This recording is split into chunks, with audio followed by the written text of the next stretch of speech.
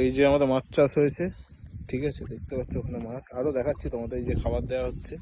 এই যে এই দাদা মাছ চাষ করেছে পুকুরটা কাটিয়ে। তোমরাও করতে পারো যদি কোনো মানে ডিটেলস লাগে, ঠিক আছে, ব্যবসার সংক্রান্ত, তোমরা কমেন্ট করো, আমি জানাবো।